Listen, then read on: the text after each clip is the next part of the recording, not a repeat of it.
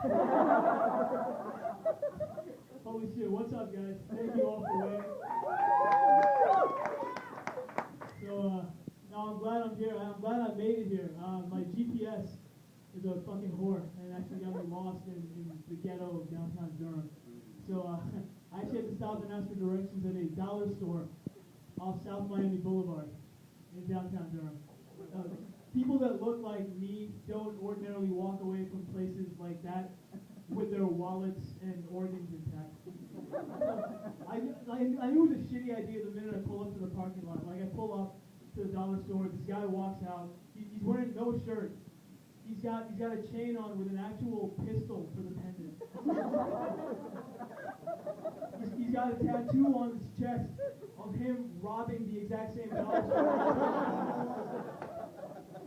And he comes up and I mean, did I mention he was black? He was black.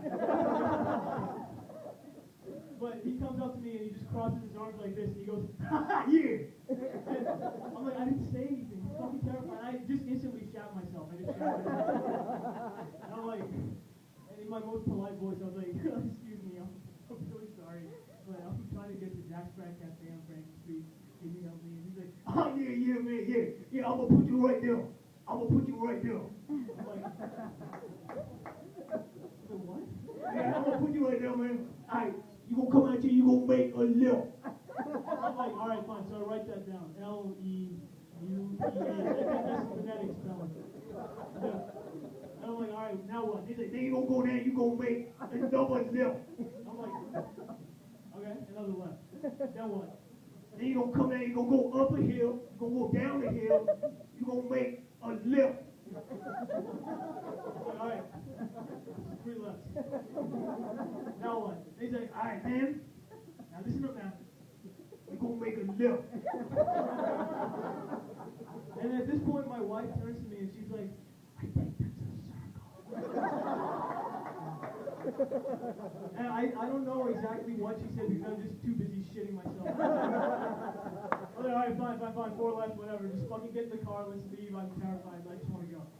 So I got in the car and I followed his directions and they were perfect.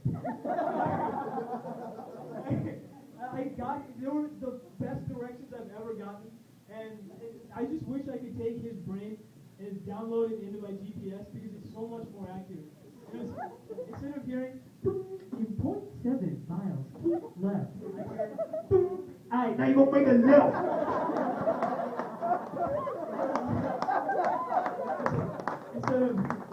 Instead of arriving at destination on right, I hear, I'm gonna put you right there, I'm gonna put you right there, I'm gonna put you right there, and you there.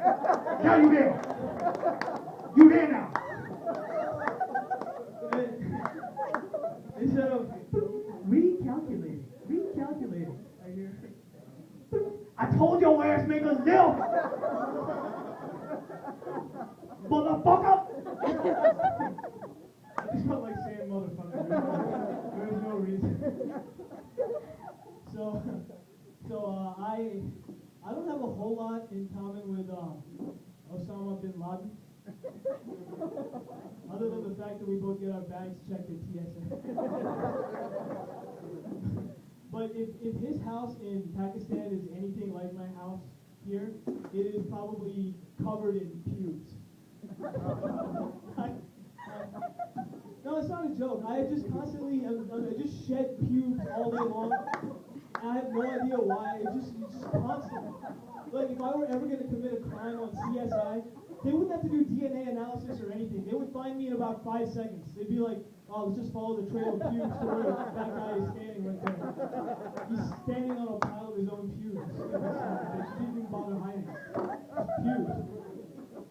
I don't fucking understand. I'm constantly shedding pubes, and it's just a thicket down there. It's horrible. And I'm like losing my head hair, and this shit is never coming back. You need like Rogaine and Propecia and like miracles of modern science to bring your head hair back. Like, pubes are fucking eternal. Like, there's no male pattern baldness for pubes. That shit will just stay with you forever. And the only 2 things are forever. It's diamonds and pubes. When I proposed to my wife, should have just been like, baby, it took me 3 months to save up for this. With these pubes I be wet. You will find these on the halls of every house we own, every bathtub, every toilet. You may wake up in the middle of the night with one of them randomly in your teeth, hovering at the back of your throat. I don't know how it got there. All I know is that you may lose that diamond ring, but the only way you're going to get rid of these pubes is if you fucking kill me. Alright, enough about pubes. But, like I said, I started using Rogaine Propecia for this bullshit. It's fucking embarrassing. I'm glad I got married when I did, because if you're bald, you're not getting laid, let's be honest. But, one of the side effects of Propecia is erectile dysfunction. No, I'm not saying I have it. It's like on the label. It's like one of the side effects on the label. Look, I don't have to prove anything to you guys. Fuck you, I have a boner right now. No, but seriously, what is the fucking point of even having hair if you can't? Yeah, this is the American dream. It's the reason why my dad came to this country. You know, first you get the hair, then you get the power, then you get the women to fuck with a functional penis. If one of those ingredients is missing, the recipe just goes to shit. You know, but no, I'm actually a doctor, and not really a stand-up comedian. I brought up a bunch of my doctor friends here. And one of the hardest parts about being a doctor is explaining to patients that medicines have side effects. You know, they don't want to take their medicine. I had this patient this one time. He just said, "Crazy ass AIDS. This is insane AIDS." and she's like, I don't want to take my medicine. She's like, "Doc, I don't want to take my medicine. What's going to happen?" And I was like, "Well, you'll die." And that was it. Like, that was all I said. And then she was like, "No, but I don't want to take the medicine. What are the side effects? And what's going to happen to me?" I was like, "You'll live. But you might gain a little weight." And she's like, "Fuck it, I'll just have AIDS." And I was like, "Fuck it, you will just have AIDS? Are you fucking serious? Lady, I don't know if anyone's ever told you, like, how serious your AIDS are, but you have the most insane AIDS I've ever seen in my life. Like, your AIDS has AIDS. Like, the AIDS that you have is like if Tom Hanks from Philadelphia got fucked by Andy Dick, that insane mutant AIDS that they would have is the apprentice to your dark Sith Lord of AIDS. Like, if I were going to look at your AIDS under a microscope, it'd be having its own little gay pride parade. Like, hello, we're AIDS!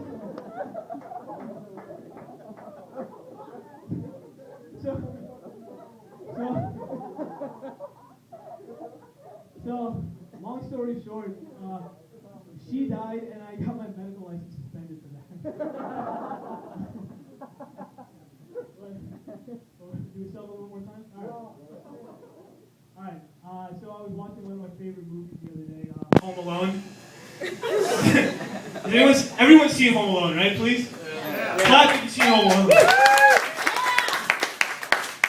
It's one of my favorite movies of all time, but I have a lot of problems. It's not remotely realistic.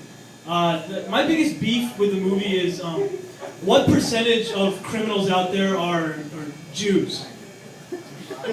Marv the burglar was a Jew. What percentage of U.S. burglars are Jews?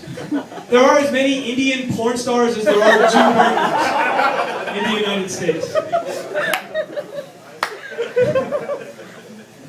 Jew. Yeah, it's funny how Jew is the one word. It's a polite term to describe a group of people, but it's also like the slur for the same group of people.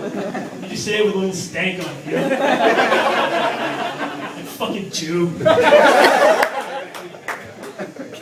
But do you think Marv at some point was, you think at some point he was like a VP at Lehman Brothers or something? And he was pondering a career change? His dad comes up to him and he's like, "Marv, bubble, you're making lots of money in mortgage-backed securities, but robbing houses, very lucrative."